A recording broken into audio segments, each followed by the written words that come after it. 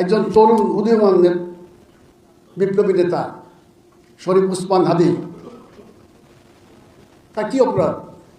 সে রিক্সায় চড়ে চড়ে মানুষের কাছে ভোট চাইতেছিল, তাকে দিনের দুপুরে মেরে ফেলাইল। আমরা চেয়েছি, দেখলাম, কিন্তু বক্তৃতায় শুনলাম ঘাতকরা চলে গেল, এর মধ্যে তো গ্রেপ্তার করতে পারেনি। এটা আইন শৃঙ্খলার চরম অবনতি। নির্বাচন কমিশন বলতেছে আপনাদের কোনো ভয় নেই, একবার চলে যান। আরে ভাই, সাহস তো আপনার আছে, আপনার কজন রিটার্ন লোক করে বসে এসব বক্তৃতা করে বাড়িয়ে দিয়ে ঘুমিয়ে থাকেন, পুলিশ আপনাদের পাশে আছে। কিন্তু এই যে লোকগুলো আপনাদের পাঠিয়ে দেবো নির্বাচনে, আপনাদের পিছনে কে আছে? ঢাকা বসে বক্তৃতা করা সোজা, আপনি দুইটা ভবনকে রক্ষা করতে পারলেন না। আমরা 300 সিটে যখন গ্রামে গঞ্জে চলে যাবো নির্বাচন করতে, আমাদেরকে ওখানে নিরাপত্তা দিবে? আমরা যখন হাটে বাজারে গ্রামে গঞ্জে রাতের বেলা নির্বাচন প্রচারণায় নামবো, কোন নির্বাচন আইন শৃঙ্খলা বাহিনী আছে যে আমাকে প্রোটেকশন দেবে? এটা কিসে আলামত? অতীতে কোনোদিন এত খারাপ সময় হয় নাই। গোটা দেশ আজকে অগ্নিসংযোগ চলতেছে। আপনার মতামতের মিল না হলেও, কাউকে পছন্দ না হলেও তার বাড়িতে আগুন লাগাই দেবেন, তার ঘরে আগুন লাগিয়ে দেবেন, পত্রিকা আক্রান্ত করে দেবেন, মত সৃষ্টি করবেন। এইটার জন্য কিন্তু এই বিপ্লব হয় নাই, এই গণঅভ্যুত্থান হয় নাই।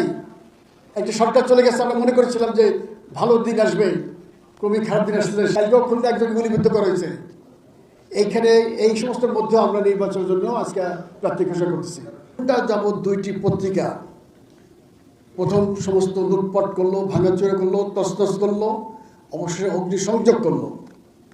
একজন পুলিশকে ডেকে পাওয়া গেল না, আইন শৃঙ্খলার কাউ আসলো না। ঘণ্টাখানিক পরে যখন সমস্ত বিল্ডিংটার ডেইলি স্টার এবং প্রথম আলো পুরো ছাই হয়ে গেছে, আমাদের সাংবাদিক বন্ধুরা যখন তারা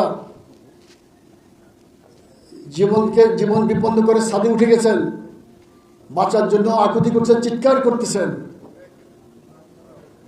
প্রত্যেকের কাছে তারা সাহায্য চাইতেছেন। কারণ সাংবাদিকরা সবাই টেলিফোন নাম্বার জানেন। প্রধান উপদেষ্টা থেকে শুরু করে প্রত্যেকটা উপদেষ্টার সাথে নুরুল কবির সাহেব ফোন করেছেন, সাংবাদিকদের নেতা, কেউ কোনো সাহায্য এগিয়ে আসেন নাই। অবশেষে আর্মির কিছু সদস্য দেখলাম, পুলিশ আসলো, তারাও কিন্তু আক্রান্ত হয়েছে, নুরুল কবির সাহেব আক্রান্ত হয়েছে।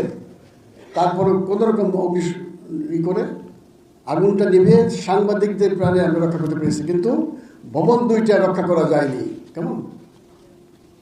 এটা কিসে আলামত? অতীতে বহু ক্রম হয়েছে। এই যাবৎকাল